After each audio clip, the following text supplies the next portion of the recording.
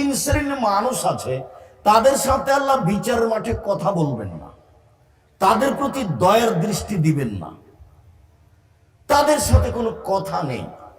তার এক শ্রেণীর মানুষ হলো টাকনোর নিচে পায়জামা প্যান্ট লুঙ্গি পরে যারা। এটাতে কি ক্ষতি হলো? এটা দিয়ে আমি নামাজ পড়লাম না, এটা হলো? এটা দিয়ে কি আমি রোজা করলাম না, এটা হলো? এটা দিয়ে কি আমি কাউকে গালি দিলাম, এটা হলো? এটাকে দিয়ে আমি কারো জমি দখল করলাম, এটা হলো? এটা দিয়ে কি হয়েছে এমন? এটা দিয়ে হয়েছে মনটা চাচ্ছে যে প্যান্টটা কোথায় থাক, টাকনোর নিচে থাক। এই হলো পাপ। মনটাতে বলছে, মনে বলছে যে ওই প্যান্টটা টাকনোর নিচে থাক। মহিলা মানুষ বোরখা পরে আছে, চুলটিকে বোরখার নিচ দিয়ে বাহির করে রেখেছে, ফ্যাশন বোরখা। ওকে বোরখাটা দেখাতে মানুষকে ভালো লাগে। ফ্যাশন বোরখা দিয়ে তো আসলে সে পর্দা করে না, তার স্বভাব ভালো নয়, তার স্বভাব ভালো নয়। সে আসলে আল্লাহর ভয়ে পর্দা করে না, এমনিতেই।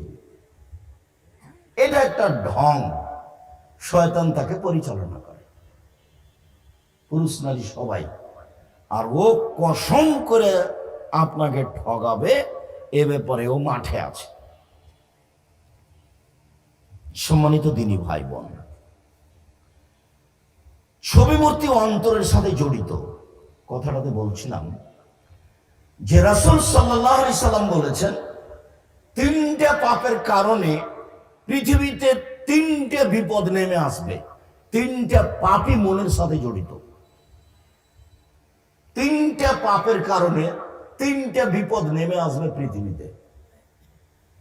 এক, ভূমিকম্প হবে।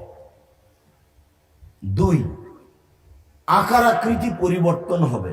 সন্ধ্যায় ছিল মানুষ, সকালে হবে শূকর বা বানর, শোর বা বানর। একবারে সকালে আস্ত শোর হয়ে যাবে, আস্ত বানর হয়ে যাবে, মানুষ মানুষ হবে, এ কথা মুহাম্মদ সাল্লাল্লাহু আলাইহি ওয়াসাল্লাম বলে। তিন, মানুষের উপরে সমস্যা নেমে আসবে, ঝামেলা, সমস্যা। মসজিদে মারামারি, মাদ্রাসায় মারামারি, রাস্তাঘাটে অন্যায় অবিচার, রাহাজানি, কেউ কাউকে মানে না। তারপর আপনার জমির দাম যা, রেস্ট্রি খরচও তাই। চতুর্দিক থেকে সমস্যা ঘেরে নেবে মানুষকে। এক, ভূমিকম্প। দুই, আকার আকৃতি পরিবর্তন। আকার আকৃতি পরিবর্তন হয়ে কি হবে বলেন তো? শূকর বানর, সৌর বানর হবে। তিন, সমস্যা নেমে আসবে মানুষের উপরে। মানুষ শান্তিতে বসবাস করতে পারবে না, কেউ কাউকে মানে না, যেটা এখন দেখতে পাচ্ছেন আপনি। পাপ তিনটা দেখেন, এদা সারিবুল খমরা, যখন মানুষ নেশাদার দ্রব্য পান করবে তখন এটা হবে। বিড়ি, তামাক, জর্দা, সিগারেট, গুল, ঠান্ডা, পেপসি, কোকাকোলা, আরসি যা আছে। আমি কোনোদিন বলিনি এটা যায়, চিরদিন বলে আসছে হারাম। যে হুজুর বলেছে চলবে, তার কাছে কোনো জবাব নেই, আমার কাছে আছে। আপনি নিজেই তলিয়ে দেখেন, ঠান্ডা, পেপসি, কোকাকোলা, আরসি এগুলো কিভাবে হয়, কে করে? আল্লাহ নবী বলেছেন আমার উম্মত মদ খাবে, নাম দিবে অন্য। সেটা কোনটা? আপনি বের করেন। হাদিস তো মোটা বাক্য, আমার উম্মত মদ খাবে, নাম দিবে অন্য। হাদিস তো বুখারী মুসলিম।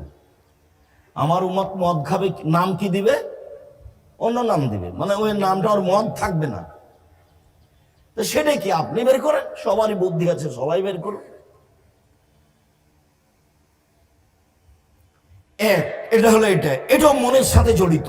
দুই, জাহারাতিল কায়নাত, মেয়েরা যখন নাচবে। সব মোবাইলে মেয়ে নাচে, প্রায় সব দোকানে মেয়ে নাচে, প্রায় সব ঘরে মেয়ে নাচে,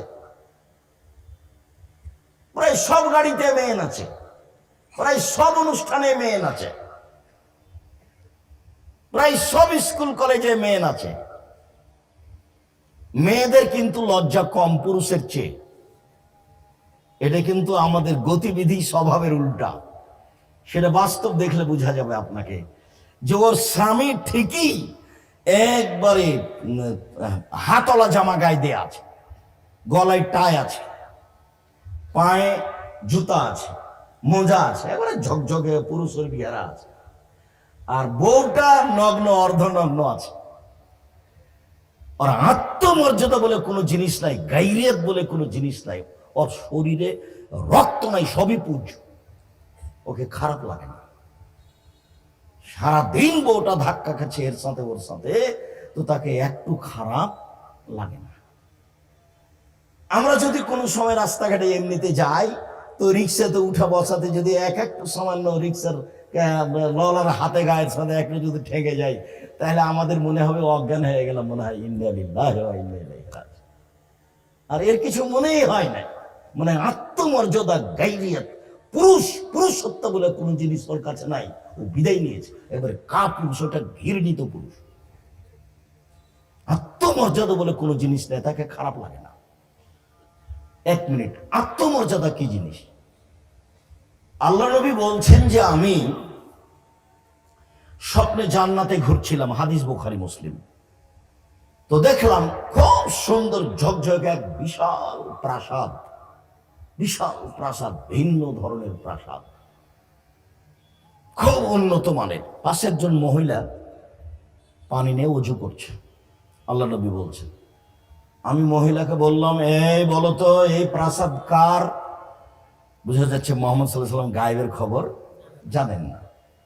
বলো তো এই প্রাসাদ কার?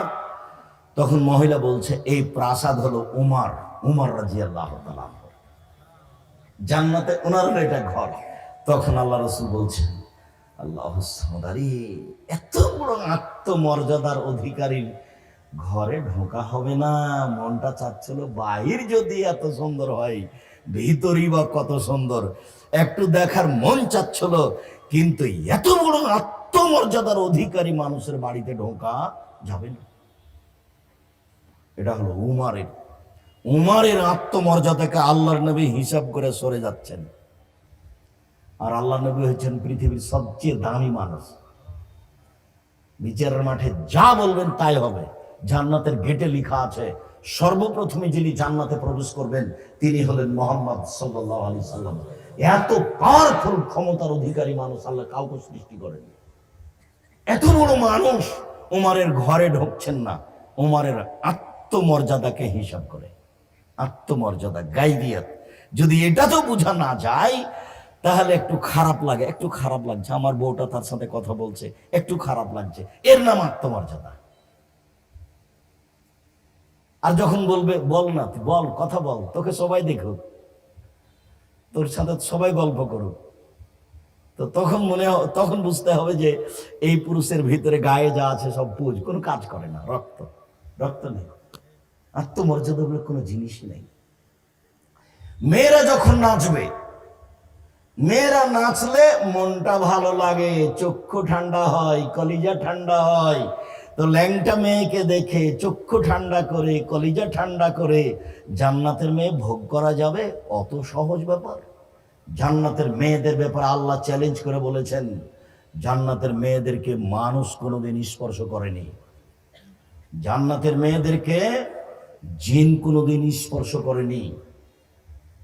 ওদের মাথার চুল হলো কোঁকড়া কুচকুচে কালো, ওদের চক্ষু হলো লম্বা টানা ডাগর, ওরা ভিন্ন রূপ চেহারার মানুষ। এত উন্নত মানের মেয়েকে পেতে হলে এই রং মাখানো মেয়ে দেখে চক্ষু ঠান্ডা করে তাদের পাওয়ার আশা করা যায় না। ওখান থেকে সম্পূর্ণরূপে ফিরে আসতে হবে। মোবাইলে যে মেয়েটার নাম্বার আছে, এই মেয়েটার নাম্বার আজ থেকে যেন আর কোনোদিন ব্যবহার না হয়। মোবাইলে আর কোনোদিন এই নগ্ন মেয়েকে দেখা হবে না। চক্ষু ঠান্ডা করা, মন ঠান্ডা করা কাজ করা হবে না। তো ওরা আল্লাহকে কষ্ট দেয়, ওরা নবীকে কষ্ট দেয়, তো আল্লাহ বলছেন ওদের উপরে অভিশাপ। তারপরে আল্লাহ বলছেন ওদের জন্য অপমানজনক শাস্তির ব্যবস্থা করা হয়েছে। অপমানজনক শাস্তি, লোকটা অন্যায় করেছে 10 জুতা লাগাও, এটা হলো একটা শাস্তি। লোকটা অন্যায় করেছে, ওকে মাটিতে থুতু ফেলে চেটে নিতে বলো, এটা একটা শাস্তি। এটা হলো অপমান। তো জাহান্নামে দিবে মানুষকে অপমানজনক শাস্তিতে। তো ওরাই যারা মন মতো চলেছে, মনের সাথে চলে, যারা মনের সাথে, মন যেটা চাই সেটা করে। তো ছবি মূর্তি একটা মন মতো চলা কাজ। সুন্দর করে অ্যালবামে ছবি রেখেছে, এটা হলো মনে চাই, রাখি, এর সাথে ছবি উঠাতে চাই। বিমানবন্দরে যখন আমি ঢুকি তো কোনো কোনো মহিলা, কোনো কোনো পুরুষ এইভাবে অনুরোধ করে, একটা আমার ছেলের সাথে ছবি দেন ভাইজান, একটা আমার ছেলেটাকে আপনার পাশে দাঁড়িয়ে একটা ছবি নিই। আমি জি না, এ কাজ আমি করি না। মিডিয়াতে যেটুকু আসছে এইটুকুর জবাব কি হবে আমি নিশ্চিত নই। কথা বুঝতে পারেননি?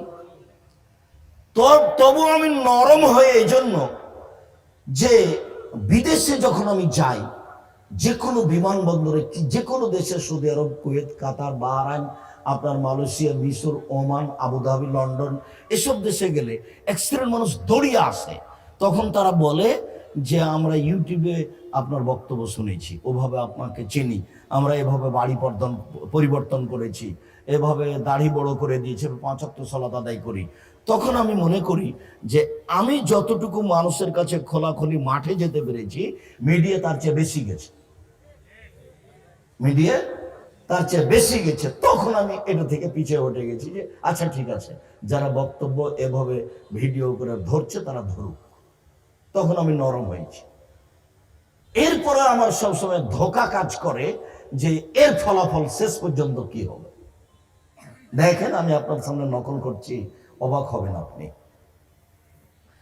আবু তালহা রাদিয়াল্লাহু তাআলা আনহু বলেন, রাসূল সাল্লাল্লাহু আলাইহি ওয়াসাল্লাম বলেছেন, লা তাদখুলুল মালায়েকাতু বাইতান ফীহি কালবুন ওয়া তাসাবির। যেই ঘরে ছবি মূর্তি থাকে, কুকুর থাকে, সেই ঘরে ফেরেশতা প্রবেশ করেন না, যেটা আপনাদের আগে থেকে জানা আছে। ছবি মূর্তি থাকে সেই ঘরে ফেরেশতা প্রবেশ করেন না, কুকুর থাকলে ফেরেশতা প্রবেশ করেন না। তাহলে এই বাড়িতে রহমত থেকে খালি থাকে। চলেন, আব্দুল্লাহ ইবনে মাসউদ রাদিয়াল্লাহু তাআলা আনহু বলেন, রাসূল সাল্লাল্লাহু আলাইহি ওয়াসাল্লাম বলেছেন, ইন্না আশাদ্দা আযাবিন ইয়াউমাল কিয়ামাল মুসাব্বিরুনা। যারা ছবি মূর্তি তৈরি করে, ছবি তোলে, ছবি উঠায়, বিচার মাঠে এদের শাস্তি সবচেয়ে বেশি কঠিন। এই ভাষা অন্য কোনো পাপীর জন্য বলেন। জেনা করেছে জাহান্নামে যাবে, তওবা করলে ক্ষমা হবে, এটাও তোবার অন্তর্ভুক্ত। চুরি করেছে জাহান্নামে যাবে, মদ খাই জাহান্নামে যাবে। কিন্তু সবচেয়ে কঠিন শাস্তি এই ভাষা উল্লেখ হয়নি। যারা ছবি মূর্তি তৈরি করে, অঙ্কন করে, উঠায়, এর সাথে ভালোবাসা রাখে, এদের সবচেয়ে বেশি কঠিন শাস্তি হবে। এই কথা মুহাম্মদ সাল্লাল্লাহু আলাইহি ওয়াসাল্লাম বলেন, হাদিস বুখারী মুসলিম। এই ছেলেরা, ওই যে রাস্তায় মানুষগুলো হাঁটাহাঁটি করছে, এই জায়গাটা ক্লিয়ার করো। যারা এ পাড়ার ছেলে দায়িত্ব পালন করছো, কোনো জায়গাতে আপনি দাঁড়িয়ে, যদি জায়গা না থাকে সেটা ভিন্ন কথা, দাঁড়িয়ে থেকে আপনি বক্তব্য শুনতে পাবেন না। আমি আপনার জন্য এসেছি, আর আজকে খুব কষ্ট করে এসেছি। মানে আমার মন মানসিকতা মোটেই চাচ্ছিল না। আমি দিনাজপুর থেকে ঢাকা গেছি, ঢাকায় কত কাজ শেষ করার পরে জুমার খুতবা দিয়েছি। জুমার খুতবার পরে যে কত বৈঠক হলো, তারপরে গেছি আপনার এতে রাজবাড়ি ফরিদপুর, ওখানে বক্তব্য শেষে সকালে আমি যা প্রতিষ্ঠানে পৌঁছেছি রাজশাহী, প্রতিষ্ঠানে পৌঁছে ক্লাস নিয়েছি, তারপর আরো কি কত মিটিং, সেগুলো শেষ করে আমার মনটা চাচ্ছিল না যে আমি আসি। পরিবেশ আমার অনুকূলে হয় না, যেহেতু আপনার সাথে ওয়াদা করা হয়েছে তাই আমি চলে এসেছি। আপনি রাস্তায় হাঁটবেন, এটা আমি গ্রহণ করব, এটা আমি পছন্দ করি না। আমি আপনার জন্য এসেছি, আপনাকে আমি ভালোবাসি, আমি আপনার জন্য এসেছি। দয়া করে আপনি আমাকে কোনো কাজ দেখায়েন না। অল্প সময় ভদ্রতা বজায় রেখে সব কাজ ত্যাগ করে কিছু কথা শোনেন, আপনার কিছু না কিছু আমি উপকার করবই করব ইনশাআল্লাহ। ওই হাদিসের 3টা কথার মধ্যে 2টা বলে 3টা নম্বরটা ছেড়ে এসেছে, চট করে মাথায় ধরে ছোটা বলে আসে, আবার এখানে আসছে ইনশাআল্লাহ। 3টা পাপের কারণে 3টা বিপদ নেমে আসবে, কথাটা শেষ হয়নি। 3টা পাপের কারণে 3টা বিপদ নেমে আসবে। তার 1 নম্বর পাপ তো নেশাদার দ্রব্য পান করবে মানুষ। 2 নম্বর পাপ হলো মেয়েরা নাচবে। আর 3 নম্বর পাপ হলো যখন বাদ্যযন্ত্র প্রকাশ পাবে। বাদ্যযন্ত্র সব মোবাইলে বাজনা বাজে, প্রায় সব দোকানেই বাজনা বাজে, প্রায় সব বাড়িতে বাজনা বাজে, প্রায় সব গাড়িতেই বাজনা বাজে, প্রায় সব বিবাহের অনুষ্ঠানে বাজনা বাজে। এই 3টা পাপ যেখানে চালু থাকবে সেখানে মানুষের উপরে 3টা বিপদ নেমে আসবে। বিপদ 3টা মনে করে নেন ভালোভাবে। একটা হলো ভূমিকম্প, একটা হলো আকার আকৃতি পরিবর্তন, আর একটা হলো সমস্যা, ঝামেলা। কোন কাজ করে শান্তি পাওয়া যাবে না, জমি জায়গা চাষ করে শান্তি পাওয়া যাবে না। একটা মসজিদ করব, থাকবো, বসবাস, সালাত আদায় করবো, করে শান্তি পাওয়া যাবে না। ঝামেলা খালি লেগেই আছে, একটার পর একটা, শান্তি পাওয়া যাবে না, সমস্যা নেমে আসবে। এই হলো 3টা বিপদ। আর পাপ 3টা হলো: 1, বিড়ি, তামাক, জর্দা, সিগারেট, এগুলো নেশাদার দ্রব্য। পেপসি, ঠান্ডা, কোকা-কোলা, আরসি, জাহাজ নেশাদার দ্রব্য। এবার গাঁজা, হিরোইন, জাহাজ, সব মিলে একটা। আর আরেকটা হলো মেয়েরা যখন নাচবে। প্রতিষ্ঠান চলে না মেয়ে নাচানো ছাড়া। মেয়েরা যখন নাচবে। 3, যখন বাদ্যযন্ত্র প্রকাশ পাবে। মনে থাকবে না সিরিয়াল? মনে থাকার কথা, কেননা অল্প কথা তো। একা একাই বসে থাকলে দেখবেন, আর এমন ভাবে শক্ত মেজাজে উমারের মতো গড়ে উঠবেন, যে কোনো মূল্যে বাজনা ঠেকাবেন, যে কোনো মূল্যে, যে কোনো মূল্যে বাদ্যযন্ত্র ঠেকাবেন।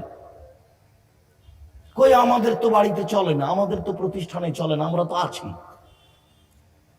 করোনাকে আমি 0 সমানও দাম দিইনি, 5 পয়সার দাম দিইনি করোনাকে, আমি তো বেঁচে আছি। বিমানে যখন আমাকে জোর করে বলতে লাগলো মাস্ক পরেন, দেখো আমি ধৈর্য ধারণ করো, মাস্ক পরেন, ধৈর্য ধারণ করো, বলে মাস্ক আপনি পরেন। তখন আমি বললাম যে তোমার চাকরিতেই থাকা ঠিক নয়। যখন আমি উঠি তখন তুমি দেখতে পাওনি যে আমার মুখে মাস্ক নেই, তুমি তখন নামিয়ে দিতে পারোনি। তোমাকে যে চাকরি দিয়েছে সেই ভুল করেছে। তুমি আমাকে এখন চাপ দিচ্ছ কেন? আমি তো বিমান, আমি তো মাস্ক দিয়ে ভাগ্য বাড়াবো না, আমি মাস্ক দিয়ে ভাগ্য বাড়াবো না। আমি একবারে দিনের মতো বিশ্বাস করি রাসূলের ওই বাক্যকে। পৃথিবী সৃষ্টির 50,000 বছর পূর্বে মানুষের ভাগ্য লিখা হয়েছে। সেই দিন যদি করোনা লিখা হয়ে থাকে, আজকে ঠেকানোর কোনো পথ নেই। সেই দিন যদি লিখা না হয়ে থাকে, আজকে ওটা হবে না। বরং লিখা হয়ে থাকলে কেটে দেওয়ার 2টা পথ আছে। একটা পথ, মানুষের সাথে ভালো আচরণ করলে আল্লাহ কেটে দিবেন। আর একটা পথ, দোয়া করলে কেটে দেবে। দিনরাত দোয়া করেন আল্লাহর কাছে, কান্নাকাটি করে। পৃথিবী সৃষ্টির 50,000 বছর পূর্বে আপনার ভাগ্যে যেটা খারাপ হিসাবে লেখা হয়েছে, ওটা কেটে আল্লাহ নতুন করে ভালো লিখে দেবে। আমি বলিনি এই কথা, মুহাম্মদ সাল্লাল্লাহু আলাইহি ওয়াসাল্লাম বলছেন। ভাগ্য পরিবর্তন করা যায় না দোয়া ছাড়া।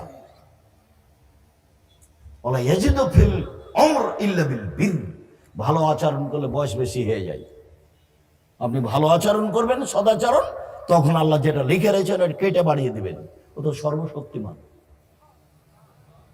তার তো স্বাভাবিক ব্যাপার, তার কাজ কোন ফ্যায় কোনো হয়ে গেল।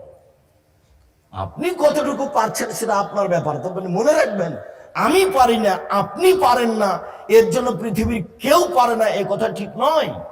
বহু মানুষ পারে, বহু মানুষ আল্লাহর কাছে দোয়া করে, কান্নাকাটি করে, রাতে লুটিয়ে পড়ে, 2 চোখের পানি ঝরিয়ে ফেলে পরকালের আশায়, আল্লাহর ভয়ে, জাহান্নামের ভয়ে।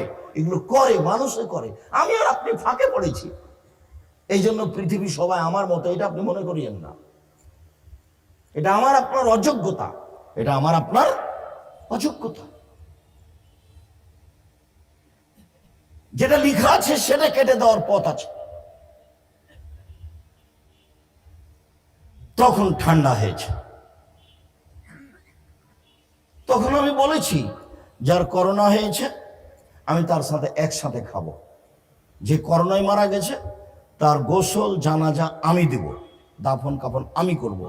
এতে যদি আমাকেও করোনা ধরে আমি বলবো না এর কারণে হয়েছে, আমি বলবো যে আমার নামে লেখা ছিল সেদিন। লোকটার স্ত্রী ছেলে মেয়ে আমাকে নিষেধ করছে, আব্দুল সাহেব আসেন না, আসেন না, আসেন না, হুজুর আসেন না, আসেন না, আমার আব্বার কাছে আসেন না। তো আমি বলছি দেখো আমার অন্তর একটুকু ধাক্কা খায় না, তোমার আব্বার গায়ে হাত দিয়ে আমি দোয়া করব, এই জন্য আমি এসেছি মেডিকেলে। শোনো, তোমার আব্বা খাওয়ার পরে যেটা ফেলে দিচ্ছে ওটা যে ফকিরে খাচ্ছে ওকে করোনা ধরে না,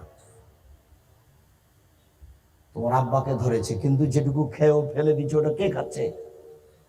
ফকিরে খাচ্ছে, ওকে তো করোনা ধরে না। তুমি যেভাবে বুঝেছ, দুনিয়ার আলেম ওলামা যেভাবে বুঝেছে, আমি আব্দুর রাজ্জাক বিন সেভাবে বুঝিনি। কিয়ামত পর্যন্ত যদি কাবা ঘরে আর মানুষ পাশাপাশি না দাঁড়ায় তবু এটা জায়েজ নয়, এটা হারাম, পায়ে পা মিলিয়ে দাঁড়াতে হবে। তো সরকার মসজিদের সভাপতি সিগারেটে বলে দিয়ে চাই কেউ যেন 5 জনের বেশি না ঢোকে, এই 3 ফুট পর পর দাঁড়াও, ওরা মসজিদ চালায়। কি আল্লাহর ইচ্ছা, আলহামদুলিল্লাহ আমাকে আল্লাহ ওইভাবেই রাখে না, কারো অধীনে আমার কোনোদিনই থাকেনি, কোনোদিন থাকাও লাগেনি। তো এখন জামিয়া সালাফিয়ার ভিতরে আমি থাকি, তো মসজিদে তো আমি আছি, আমাকে কে বলবে যে 3 ফুট পর পর দাঁড়ান? এরকম তো দুঃসাহস কেউ রাখে না।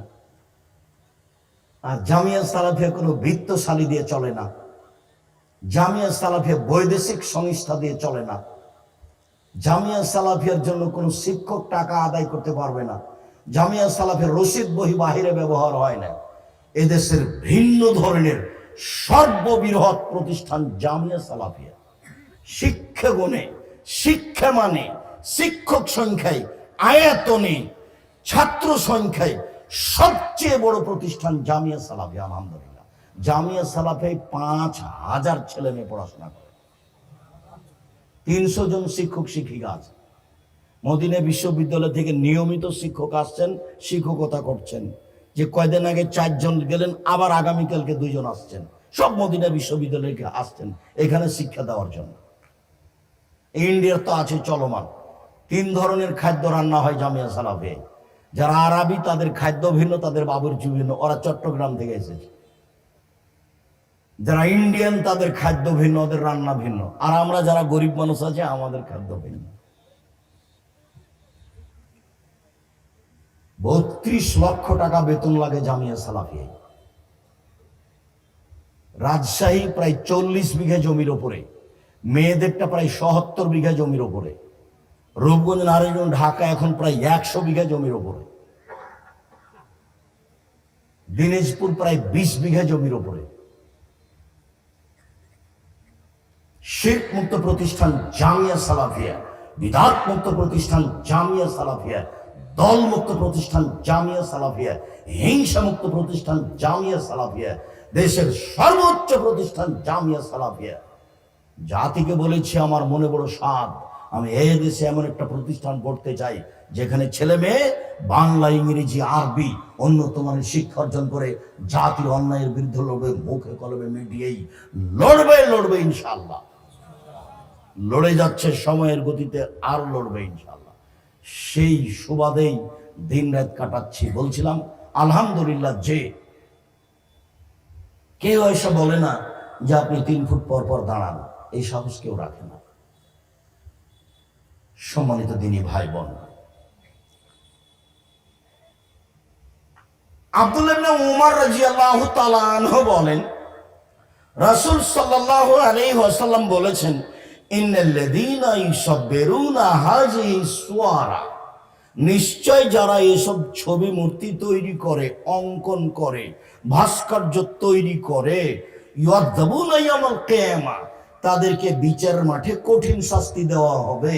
ওয়া ইউকালু লাহুম, তাদেরকে বলা হবে, আইয়ুমা খালাকতুম, তুমি যা তৈরি করেছো তাতে আত্মা দাও, তুমি যা তৈরি করেছো তাতে আত্মা দাও। এইবার হাদিস সব বুখারী মুসলিম, অন্য হাদিস গ্রন্থও পাবেন, তো সিরিয়াল বলে যাচ্ছে এটা। আব্দুল ইবনে আব্বাস রাদিয়াল্লাহু তাআলা আনহু বলেন, রাসূল সাল্লাল্লাহু আলাইহি ওয়াসাল্লাম বলেছেন, মান সাওয়ারা সূরাতান, কে যদি একটা ছবি বানায়, একটা যদি মূর্তি বানায়, উযবা, তাকে পিটানো হবে, কুল্লেফা, তাকে বাধ্য করা হবে, আইয়ান ফোখা ফিহা, আত্মা দিতে, ও লাইসা বিনাফিক, আত্মা দিতে পারবে না। পিটন খাবে ঠিকই, কিন্তু আত্মা দিতে পারবে না। এটা তো তার ক্ষমতার বাহিরে। মানুষকে আত্মা দিতে পারবে? এটা কি মানুষের আয়ত্তের ভিতরে আছে? কোনোদিনই নয়। সবচেয়ে কঠিন শাস্তি হবে এটা, মানে শিরকের সাথে সম্পৃক্ত আছে। এই জন্য ছবি মূর্তি মানুষ ভালোবাসে, ওকে মানুষ সম্মান করে। সরস্বতী, ভগবতী, কালী, দুর্গা, এদেরকে ওরা ভালোবাসে। লাত, মানাত, উজ্জা, এগুলোকে সৌদি আরবের আল্লাহ রাসূলের বাপ, চাচা, দাদারা, আত্মীয় স্বজনরা, দেশবাসীরা ভালোবাসত। আরো আপনি অবাক হবেন,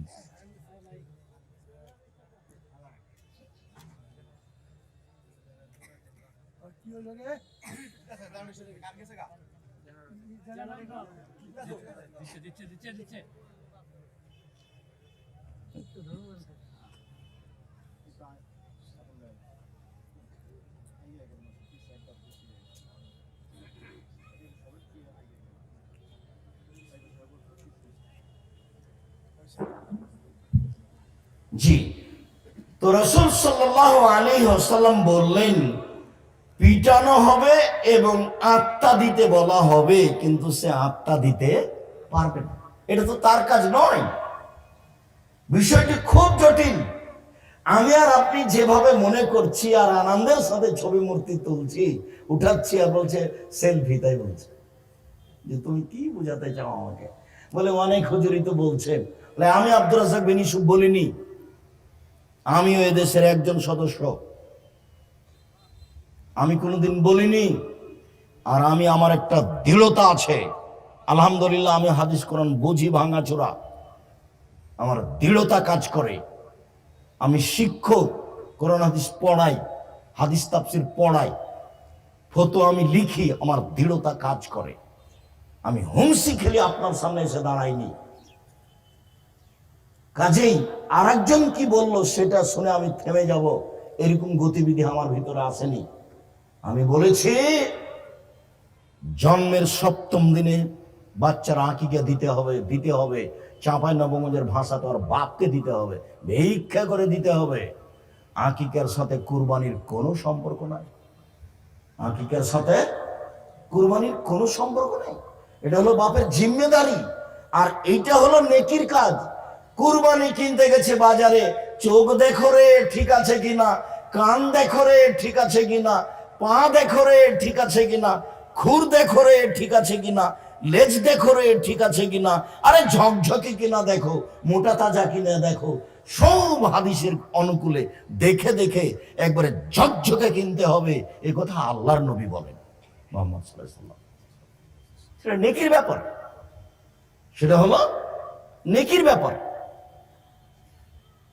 যেসব মাধ্যমে বড় নেকি হয়, সহজে জান্নাত পাওয়া যায়, তার একটা বড় মাধ্যম হলো কি? কুরবানি। তার একটা বড় মাধ্যম হলো কুরবানি। আপনি হুমসি খেলি স্বার্থে কুরবানি দিচ্ছেন, সেটা আপনার ব্যাপার। আপনি একটা বড় কিছু ধরতে পারলেন না, সেটা আপনার ব্যাপার, ব্যর্থতা আপনার। টাকা বেশি আছে উঠ দেন, টাকা কম আছে গরু দেন, টাকা কম আছে খাসি দেন, টাকা কম আছে ছাগি দেন, টাকা কম আছে ভেড়া ভেড়ি দেন। আপনি ওভাবে নিজের মতো করতে গেলেন, বলো কে বলেছে চলবে না, ভাগে এই সেই, অত দূরে যাচ্ছেন কেন? আপনি এটাকে সহজ জিনিস মনে করেন। কুরবানি হলো একটা বড় নেকির কাজ, কথা বুঝাতে পারিনি। আর আকিকা কি? ওর বাপকে দিতে হবে। চাঁপাইনবাবগঞ্জ 7 দিনের দিন ওকে তো দিতে হবে, ওর বাপকে দিতে হবে, ভিক্ষা করে দিবে, ওটা জিম্মেদারি। বলে এত প্রচলন ছিল না, দেয়নি, সেটা ভিন্ন কথা, দিতে হবে। আকিকার সাথে বাচ্চাটাকে লাগানো হয়েছে, ঝুলন্ত আছে, ওটাকে পৃথক করতে হবে আকিকা দিয়ে। 7 দিনের দিন ছাগলটা জবে করতে হবে, কানা হোক, ন্যাংরা হোক, খোড়া হোক, 2 মাসের হোক, 2 বছরের হোক, তাতে আসে যায় না। কথা বোঝাতে পারিনি। একটা জানে বেঁচে আছে এরকম ছাগল হতে হবে, দুম্বা হতে হবে, ভেড়া ভেড়ি হতে হবে, জানে বেঁচে আছে, কানা খোড়া ন্যাংরা যাই হোক না কেন, জবে করতে হবে, বাচ্চার নাম রাখতে হবে, মাথা নেড়ে করতে হবে। ডাক্তার নিষেধ করেছে, সারা দেশের সব ডাক্তার যদি নিষেধ করে তবুও হবে না। মোহাম্মদ সাল্লাল্লাহু আলাইহি সাল্লাম বলেছেন 7ম দিনে কি করতে হবে? মাথা নেড়ে করতে হবে। চুল সমপরিমাণ হিসাব করে রূপা সমপরিমাণ টাকা দান করে দিতে হবে ফকির মিসকিনকে। এটা পিতার জিম্মেদারি। অনেকে অনেক কথা বলছে, আমি কোনোদিন ফিরে আসিনি। বলছে 14 দিনে চলে, 21 দিনে চলে, জীবনে একদিন চলে, কত কি বলে। হুজুরে বলছে, কে বলছে চলবে না? চলবে তো। তা আমি বলছি বলতে দেন। আমি বলিনি কোনোদিন, আমি কোনোদিন বলিনি। আমি এসব ছবি মূর্তির সাথে একমত নই। আয়েশা রাদিয়াল্লাহু তাআলা আনহা বলেন, লাম ইয়াকুন ফি বাইতিহি শাইয়ান ফিহা আসসূরা আও তামাসিল ইল্লা নাকাদাহু। আল্লাহর নবী বাড়িতে ঢুকলেই যখন কোনো কিছুতে দেখতেন ছবি মূর্তি, এটা হলো পাত্রে, জিনিসে। যেমন আপনার স্ত্রী একটা তরকারির বাটি কিনেছে, সেটা হলো কাতল মাছ। আপনার স্ত্রী একটা আয়না কিনেছে, সেটা হলো রুই মাছ। আপনার স্ত্রী প্লেট কিনেছে, সেটা চিংড়ি মাছ আছে। আপনি একটা পট কিনেছেন আপনার ছোট বাচ্চার পেশাব পায়খানার জন্য, সেটা হলো ঘোড়া। তা আমাদের বাসাতে তো এই ঘোড়াটা 3 মিনিট থাকতে পাবে না। হয় এটা ফেরত দিব, না এটা ভেঙে দিব, না এটা ফেলে দিব, না হয় মাথাটা কেটে দিব। আপনার বাড়িতে মাস মাস আছে, বছর বছর আছে, আপনি একবারে খাঁটি আহলে হাদিস। এমপি আমাকে বলছে, আব্দুর রাজ্জাক সাহেব আপনি যে আমাকে বলছেন ছবি মূর্তি নামাতে হবে, আমি খাঁটি আহলে হাদিস। আমি দুঃখিত ভাইজান, আমি আপনার পাশে বসে কথা বলতে পারবো না। যেখানে ছবি মূর্তি আছে আমি সেখানে বসি না। তা আপনার যদি এটা নামানো সরানো সম্ভব না হয় তো আমি গেলাম, আসসালামু আলাইকুম। আমি এটা করি না, আপনাকে আমি কষ্ট দিতে আসিনি। আমি রংপুরে এক প্রোগ্রামে গেছি, আমি কোনো মৌলানার নাম উল্লেখ করছি না। তো দেখি মৌলানা সাহেব বসে আছেন, ওটা হয়তো যারা নেতৃত্ব দেয় তাদের ঘর, হয়তো চতুর্দিকে খালি ছবি মূর্তি সাজানো আছে। তো আমি দরজায় গিয়ে দাঁড়িয়ে বলছি, আসসালামু আলাইকুম ভাইজান, আপনি এখানে? ইন্না লিল্লাহ। আরে ছবি মূর্তিতে ভর্তি আছে, আপনি এখানে বসে আছেন। তখন বলছে, আরে আব্দুর রাজ্জাক সাহেব আপনি ছোট ভাই, মহাদ্দেশ মানুষ, আপনি তো এবার বলবেনই। ভাইজান আমি এখানে বসতে পারবো না। এই ছেলেরা কে আছো, রিক্সা কোথায় নিয়ে আসো, আমি ফিরে যাব। আমি তখনই ফিরে যাব। ওর কাছ থেকে টাকা নিতে হবে, বক্তব্য দিতে হবে, এইটা আমার মাথায় ধরে না কোনো সময়। টাকা ওকে দিব, আল্লাহ ব্যবস্থা করে রেখেছে। খাটো 1 মিনিটের জন্য আল্লাহ করেনি। তখন তাড়াতাড়ি বলছে, আচ্ছা ঠিক আছে ঠিক আছে, অন্য জায়গাতে নিয়ে যাচ্ছে, অন্য জায়গাতে নিয়ে গেল। ফরিদপুরে দেখি মৌলানা সাহেব বসে আছেন, ঝকঝক খাওয়া দাওয়ার ব্যবস্থা, অনেক বড় বাড়ি, ধনী মানুষ। তা আমি দরজায় ঢুকেছি, দেখছি ভেন্টিলেটর, বুঝেন আপনারা, ঘরের যে উপরে, ওটাতে সব ঘোড়া, সব ঘোড়া। এখন বলছি, ভাইজান আমি আপনার ঘরে বসতে পারবো না। কেন? এইগুলো ভেন্টিলেটরের ঘোড়া তৈরি করা আছে, সেই জন্য। কি করতে হবে? ভেঙে দিতে হবে। ঠিক আছে তাই হলো, একটা ভেন্টিলেটর রাখবো না, সব ভেঙে দিলাম। ভেঙে দেন, আমি বসছি, সব ভেঙে দিলাম, বসলাম। কতদিন এরকম ঘটেছে, ঘরে শুইতে দিয়েছে, সেই খাট হচ্ছে কি আছে, ময়ূর। ময়ূর ময়ূর বলছি, ভাইজান আপনি মনে কিছু নিয়েন না, আমি এ ঘরে থাকবো না। কেন? এই ময়ূর কি করতে হবে? কেটে দিতে হবে। তো কিভাবে কাটবো? দা দিয়ে কোপিয়ে কেটে ফেলে দেন। ও দা দিয়ে কোপ দিয়ে কেটে ফেলেছে। তারপরে আজকে ওই হাদিসও আসবে ইনশাআল্লাহ।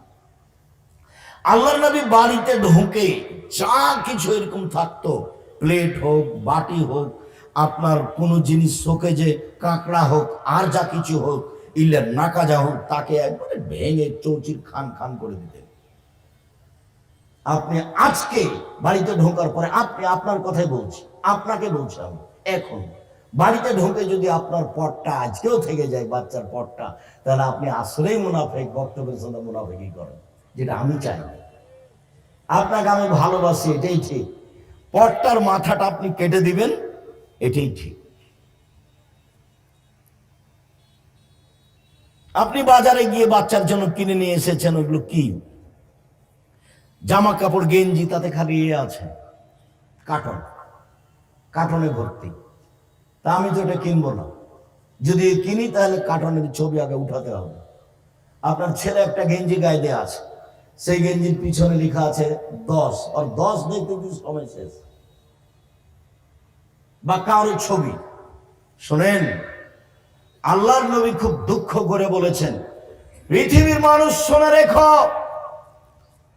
আমার বড় আফসোস, আমার উম্মত ইহুদি খ্রিস্টানের সাথে মিশে যাবে কৃষ্টি কালচারে, নিয়ম নীতিতে, অফিস আদালতে, কাজকর্মে, পোশাক আশাকে, মাথার চুল ছাড়াতে, জুতা স্যান্ডেলে।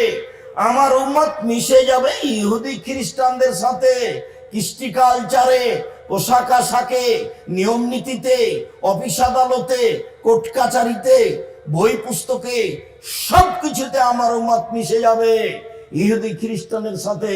ডান হাতের বিঘত যেমন বাম হাতের সমান, সমান সমান মিশে যাবে। আমার উম্মত মিশে যাবে তাদের সাথে, ডান পায়ের জুতা যেমন বাম পায়ের সমান, সমান সমান যেমন তাদের চাল চলনে আমার উম্মত মিশে যাবে তেমন।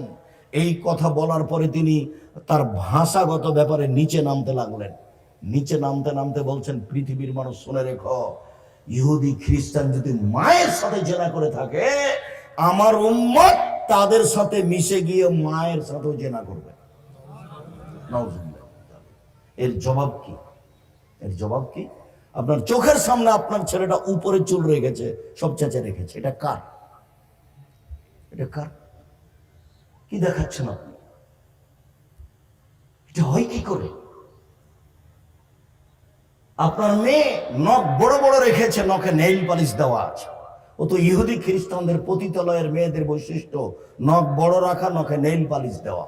আপনি তার বাপ, আমি আপনাকে কষ্ট দিতে চাই, আমি না হয় বলেছি যে আপনি তার সৎ বাপ, আসলে কি আপনি তার সৎ বাপ?